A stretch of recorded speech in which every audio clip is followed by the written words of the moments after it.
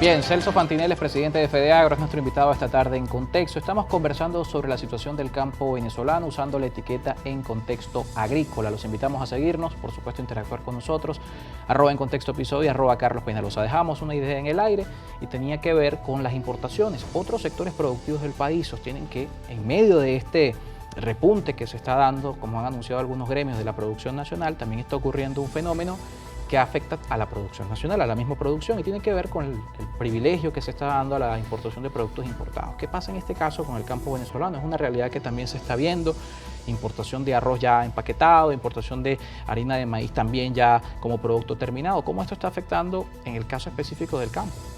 Muchísimo, Carlos, porque esto es una competencia desleal. Fíjate, estos productos vienen sin aranceles, sin IVA, de países donde las condiciones de producción son diferentes a las venezolanas y muchas de estos alimentos no tienen permisología sanitaria, muchos no tienen ni siquiera permisología del INSAI. Realmente es un daño que se le puede hacer al venezolano, al consumidor.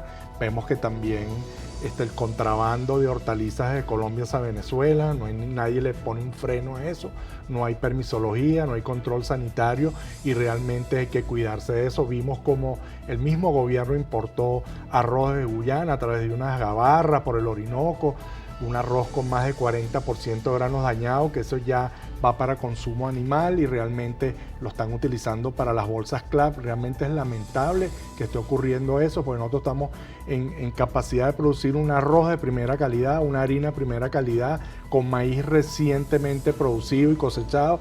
Realmente vemos que muchos son alimentos de tercera.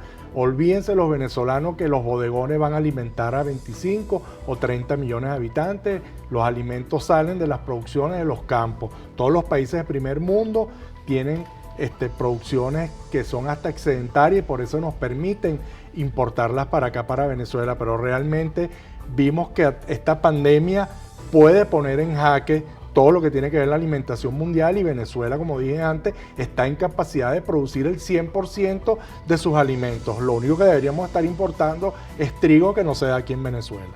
Y en el caso de la materia prima también pasa por esta misma exoneración, o el caso de la materia prima sí tiene que pagar impuestos. ¿Qué está pasando con este? En las mesas ahí que estuvimos en el Comité de Economía, vimos como a 600 productos y materias primas le colocaron aranceles, pero vemos también que son políticas muy cortoplacistas, no son políticas a largo plazo que vayan a incidir en la producción nacional. Vemos como hay un lobby cada vez que aparecen, porque hay discrecionalidad. Tú puedes colocar y poner aranceles mañana o IVA en un mes. Realmente es una política muy desacertada y que es una política a largo plazo. Por eso la Organización Mundial del Comercio nos protegió en los años 90 justamente porque veía que necesitamos ayuda para la producción nacional, y es ahí donde deberían darse las políticas hacia el campo venezolano. Tú tocabas el tema del encaje legal. ¿Qué daño nos ha hecho no tener financiamiento? Hay productores hace 4 años no reciben un financiamiento.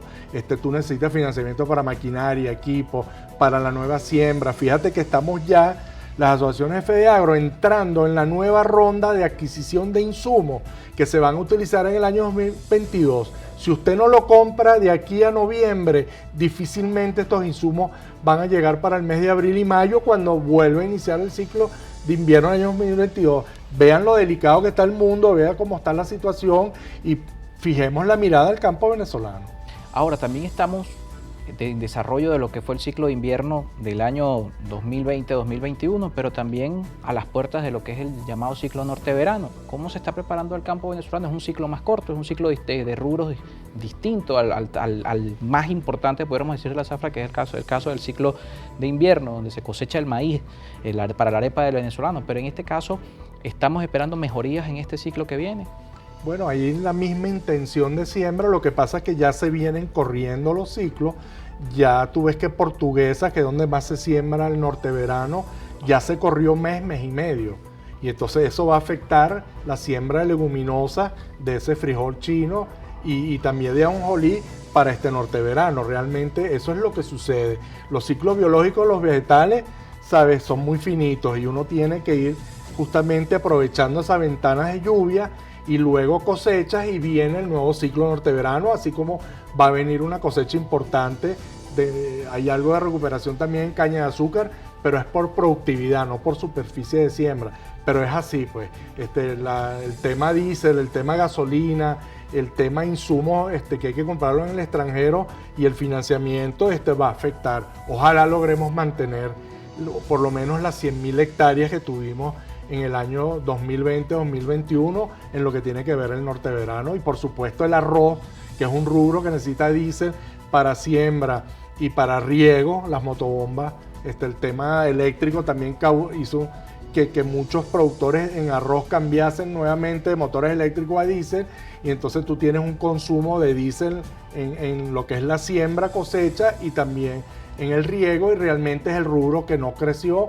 Apenas en invierno logramos mantener las 34.000 hectáreas de una intención que teníamos de más de 70.000, ¿no? Vean qué dificultades está teniendo el campo venezolano. Y es interesante una dificultad que ha mencionado que tiene que ver con el combustible. Hace 3 años el campo venezolano no denunciaba irregularidades con el suministro de combustible, denunciaba irregularidades con el sistema eléctrico.